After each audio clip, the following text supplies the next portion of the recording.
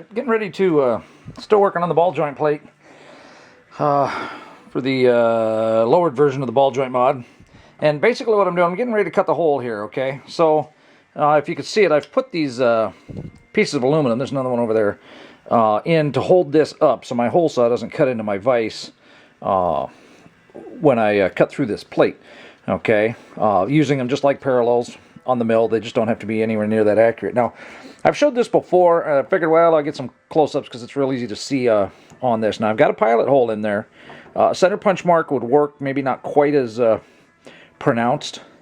But here you can see how it's pulling the saw and the drill over, okay? So this is how we're finding center. So now I can just move the vise over a little bit until I see no movement. Basically, I set up 90 degrees over from this side now. I look at it from this side, and then I move the other axis, okay? And when I get zero play of that walking around, then I go ahead and drill the hole. And we'll do a little of the vid for the cutting here. Now, this is rapid tap. I don't use this a whole lot because it smokes like hell when it gets hot. But we'll get the pilot hole going there.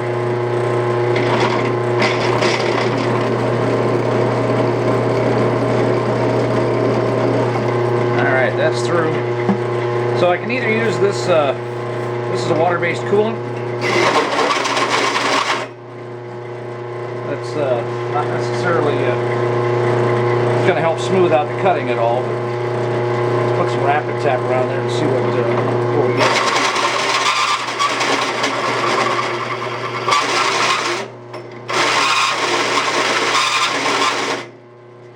Yeah, like all that smoke.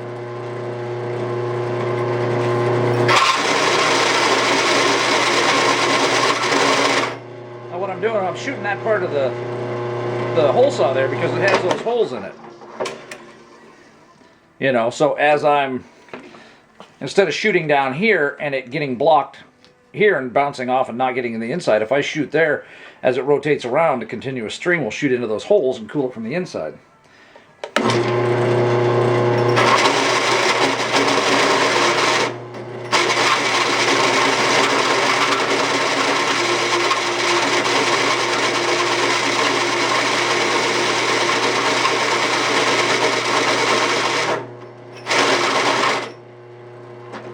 You get the idea. Oh, I lost my pilot drill.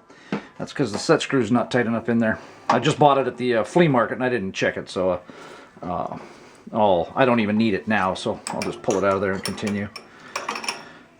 So anyway, there's at least another 5-6 minutes of this kind of noise and cutting, so I'll spare you. Well, I had to take a break for a second and fill my spray bottle up with cool mist coolant for the hole I'm cutting. I thought, well, you know, I might as well show you guys real quick. This is a concentrate cool mist, water-based. It says right here, 4 fluid ounces, 1 gallon of water. Okay, now what I do is, instead of having to mix up bottle by bottle, you know, I rinsed out and kept an old laundry detergent. I think that's about 2.5 gallons. So I've got it labeled what it is, and I even put on there 4 ounce per gallon. So when it's empty now, so the next time I mix it up, I'll put, you know, 8 ounces in there and fill it up with 2 more gallons. And then basically I can just take the top off, put it up under there, and push the button on the spigot and fill it up. And it makes it so much faster and nicer. I do the same thing with another cutting coolant, but cutting fluid, but I don't like it near as much. So and the spigot on that one leaked, so it's not up there. Little note here. Playing your setup a little bit better. I'm down at least 3/4 of the way through that plate. I'm down to where I've got maybe 50 thousandths left to cut. I have reached the end of my quill travel. Okay, I can't get the drill press to go down any further, so I have to lift the table up. So just a note there. Plan a little better. So now I got to come back, and because there's no way to hold that table from, you know, swinging around and stuff like that when you do it. I got to basically come back and do the same centering process. So, all right, another minute or two of cutting, and I'd rather deburred the hole. I thought I'd point out here, though, that if you have any concern there about this being so small, it's because the hole is oversized. I can set those dimensions a little more accurately when I start doing the CAD work and that stuff, but it was just easier to grab a hole saw that was more than big enough. That way I didn't have to fight with being perfectly accurate, stuff like that. So that's why that's so thin. It's probably still plenty strong enough. I've seen upper control arms that just have a U cut in there, but anyway, that's why that's so thin. So what's going on now is I'm setting up the same jig that I used for helping to get the position on the other arm. Should still be viable. Basically what I'm doing is I'm going to add a couple of bolts here, a couple of bolts down here, so that I can mount this other plate and maintain the distance and relationship and stuff like that. Basically a jig to hold it so I can swap out this plate and weld the new one into these arms here. So I'm just going to go throw a couple of tack welds in here, and what I'm going to do is I'm going to hit the sides instead of the front or the back, because if I do it on the front it may have a tendency to pull forward. Well, since these are tight in here, everything's pretty rigid. The least movement I would get would be side to side, so I'm going to put one on left and right of each nut, and that ought to work.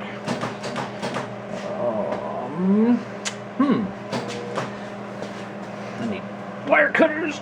Oh. All right.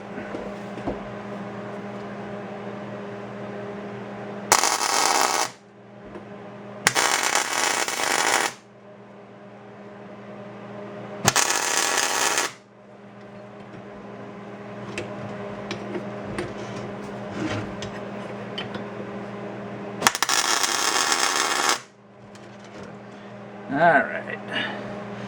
I think I need a little bit more on the left ones there.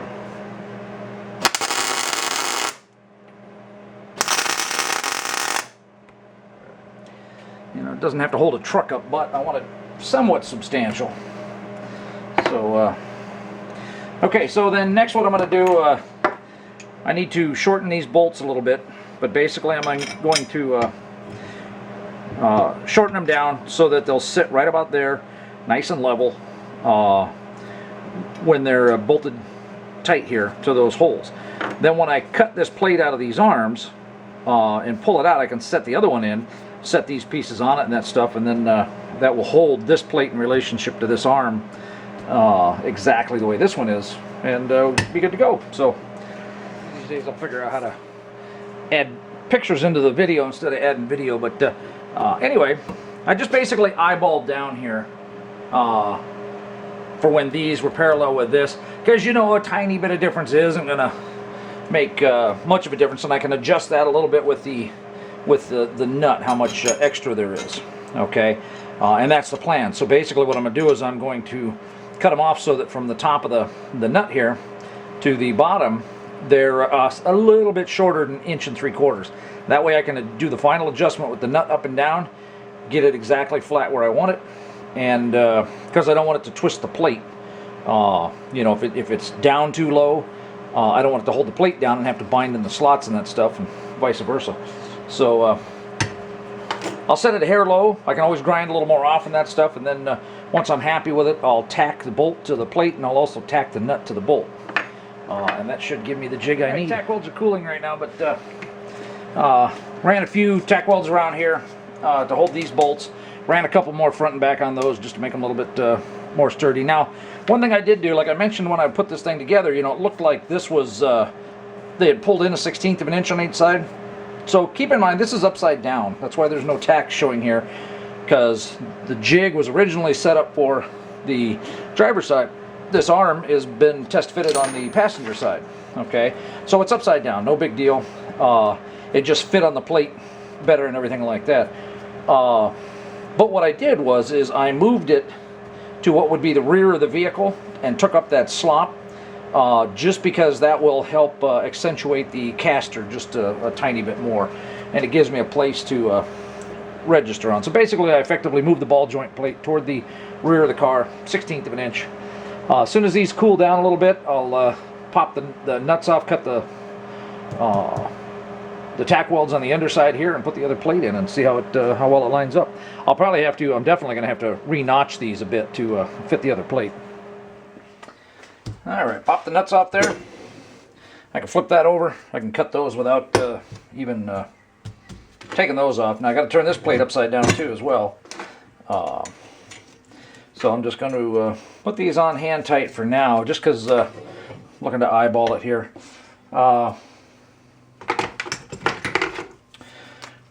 So this one, the slot's almost deep enough. I could cut a little off the plate there if I wanted, but this one's going to have to get slotted back to about here. And if I got to slot one, I might as well slot them both. The slot on the other side's fine, so this one's got to be slotted to there. Now that'll all get fine-tuned and tweaked a little bit, which I'll probably explain a little bit later. But for now, I need to pull these off, get the slots lengthened, cut this plate out of here obviously, and then mock it up with the other one there and tack it together. All right. Those might be broke loose already.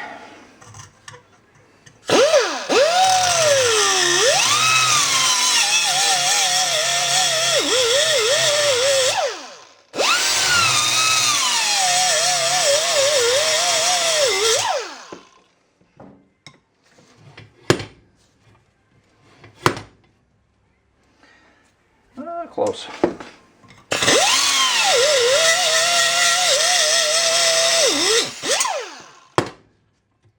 That one's broke loose.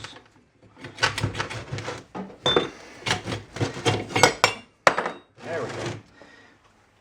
Okay, now I got to fix the slots. All right, instead of changing over the lathe to do the tubing knots, because I'm getting kind of tired of changing that thing back and forth. I've done it several times in the last couple of days.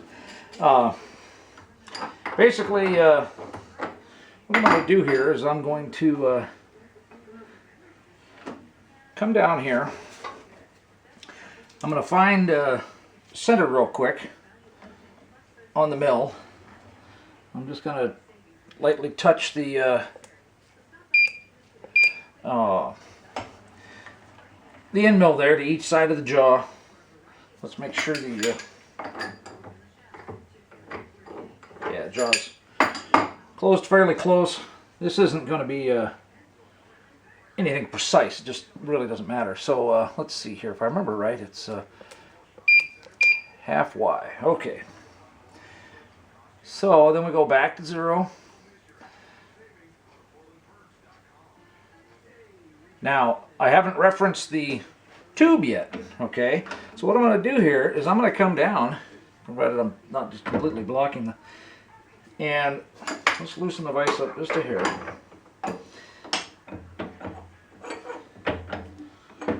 Oh, not quite sticking out there. Well, it's I don't have quite enough end mill sticking out there to do what I want, but you can see there that oh, you know, I need to put some parallels in there. Fairly short ones lifted up off the thing. Yeah, I'll be back. Yeah, I'm kind of in the middle of it here. I'm almost done, but I'm cutting the second one there. The top one's already been cut to the depth I want, so basically I can just walk this one in slowly until it quits moving, and then I know the top of the shank is hitting the end of the top slot there. They'll both be the same length. There we go. Look at that. All right. A little bit more end mill sticking out there would have helped a bit. Okay, just got to clean up the birds. All right, we're getting there. Basically, I had to go back, and when I had cut these tack welds off and redid it, I had the tube twisted slightly. So I had to open these slots up just a little bit wider to allow the plate to sit in there correctly. No big deal. You know, that'll all be matched up on the final pieces, stuff like that. So, but as you can see here, this one looks okay. You know, if I put a nice weld around here, I still have room for this. I could probably take that back another 1/8 of an inch, though. That still gives me a good 2 inches of you know, weld on each side. So it'll be into the arm 2 inches. So I'll probably take an 1/8 of an inch off that side. Okay.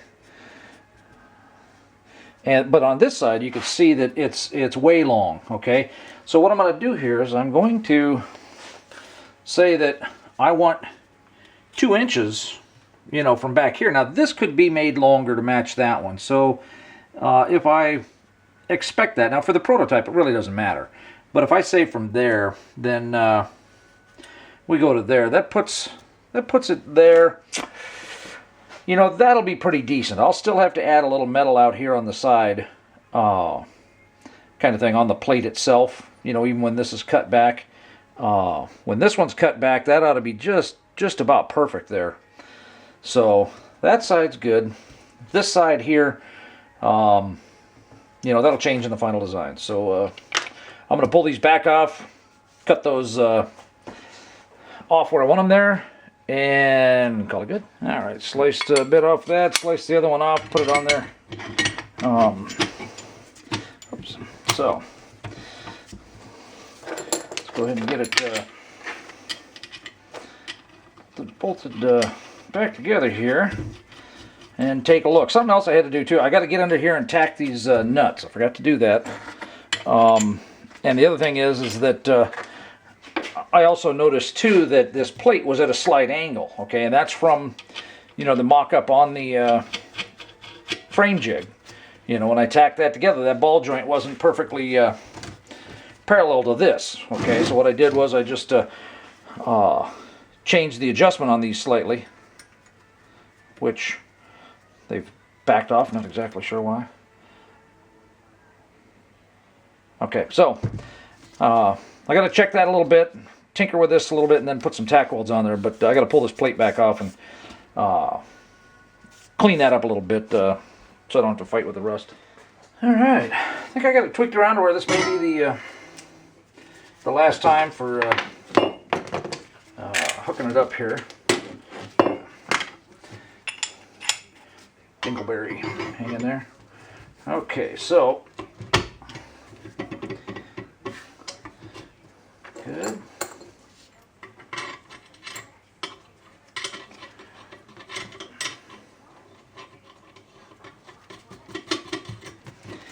Okay, just need that down tight enough to hold the aluminum. That's okay. Let's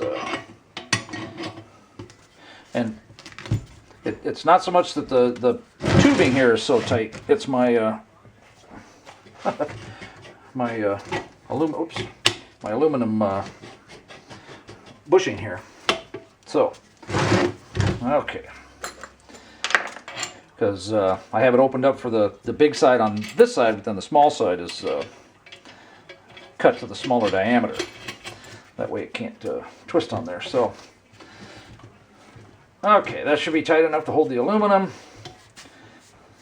See, we still got a little, we're not bound up here or anything like that. So what I need to do is when I tack these now is to make sure I hold these back here. So I'm going to clamp this up. We'll tack it. And I think we can put it back on the frame now. First up is going to be tacking those nuts up under there before I forget again. Ow! Oh.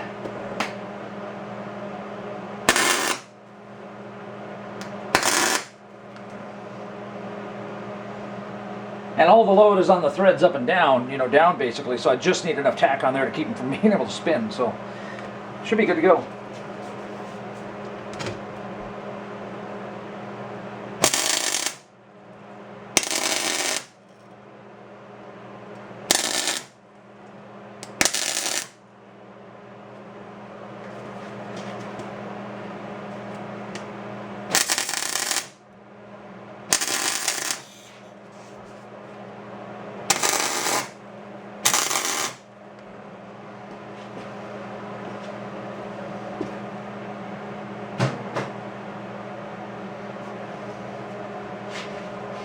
Okay, I don't have to worry too much about the welder doesn't heat up enough on tack welds like that to wait for it to cool down. So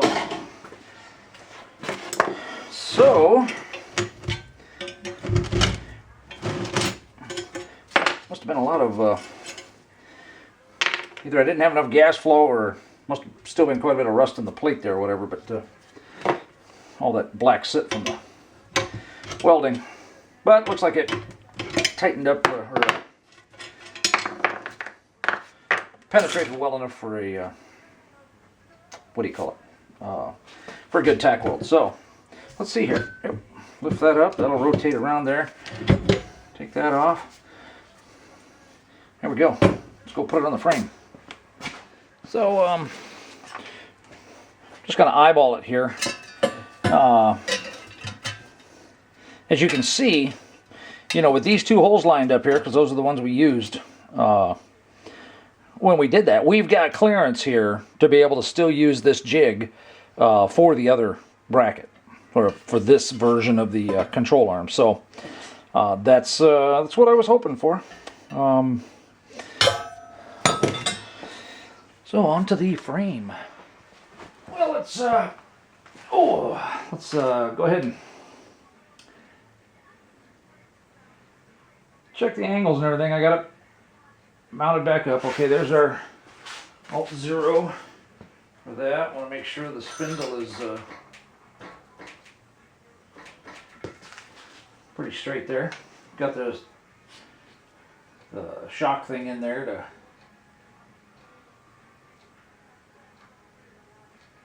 Okay, let's see here. Looks like it's shortened up just a hair, because in order to get it flat, it's tilted in just a little bit right now. So that's fine. That means a washer can come out. And the less shim, the better. I like that. Let's see what it says here. Yeah, same thing. Cool. Okay, so let's reset the Alt-0 on the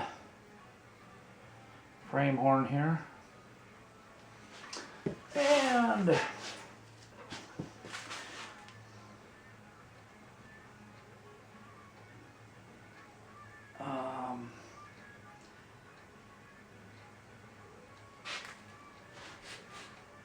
oh, there we go. That got bumped. I was like, wow, we're down under 3. So, okay, we got a good solid 4. We got a 4.1, 4.2. So, with what I did there when I shifted it to 1/16 of an inch, I actually shifted it that way, 1/16 of an inch, as I was putting this together up on the bench. That actually gained me that last little tweak of caster there. So now I got a good full 4 degrees there. And I like that. So, let's do a flyover and look at how it fits. Oh, well, before we do the flyover, let's see here. We're down on the shock. We're up, bottomed out on the shock. So let's take the shock out of there. Our shock simulator. Okay. Actually, this wasn't what I wanted to do. I wanted to do this. Okay, so you can see we're below where the shock is. That means that it will travel further than the shock. And so, the bump stops here will have to get figured out on the other side of the frame. But this thing is symmetrical. That means that this arm will flip left or right. So I can build the same arm for both. That's going to be a real nice plus. So, all the way up, it actually goes up a little higher than the shock will let it. So that's a good thing too. That means that, and that'll be the bump stop there that has to stop it or whatever. So that will basically be the travel limit there. And I'll probably double check this, make sure. I'm pretty sure this is set for the stock shock. Yeah, and here's the thing, with all the time that's gone by and all that kind of stuff. I have trouble keeping track of some of this stuff, so it's looking really good. Other than figuring out the bump stops, I think this arm is a go. I've got a little bit of tiny bit of change to do, but I can start working on the CAD and stuff like this. So let's pick a different angle here and show you what it looks like mounted. This is probably going to shake a little bit, but so there we're all the way down. You can see how I moved the arm out earlier. That's what that was for, to get that clearance there. Tons of clearance on the other side. The shock is shock's pretty dang close to straight up and down. You can see our caster inclination there. So that's all the way down. There's all the way up. Lots and lots of room. I like that. And you know what I'm gonna have to do? I'm gonna have to check that too and see just how much that pulls the just how much that throws the caster off. So, all right, here we are. Here we're still not hitting the frame, which is a good thing. There's plenty of room in there for a nice soft bump stop. Yeah, I'm liking this a lot. And you can see the bottom arm there still all the way forward, just like it was for the other side. So yeah, let me check that how much it changes the camber as it articulates up and down. Kind of interesting. See what that works out to.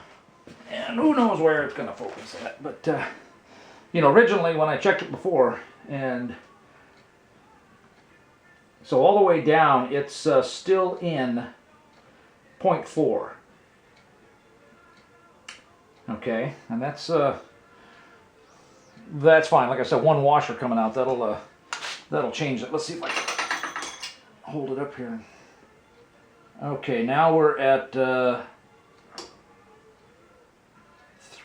3.3, 3.4, right around in there. So that's I would think that's perfectly acceptable. That's not a huge drastic change. I don't know what it changes on stock, but considering the upper control arm here is shorter, that's not bad. And I would think that there's enough room here with spacers and that stuff that that could be pulled out a little bit more. I may check that. But here's the thing though, this range of motion, the upper ball joint's the limit, okay? So if somebody wants to go any lower than this, they're gonna have to, you know, pie cut these two tubes and re-weld them or something like that, get a slightly different angle. That's gonna change a bunch of stuff. This, you know, it may not be quite as low as some people want it, but it will definitely be lowered. The thing is I think we looked at this before. That, well, let's look at it again actually. All right, what we're checking again here, I never quite finished my sentence, is the scrub line, scrub radius, scrub line. Basically, if you got a flat tire, would you drag the bottom of the frame? So from the middle there, we've got to the top, we've got 8 3/4. That thing's actually bent a little. We got 8.5.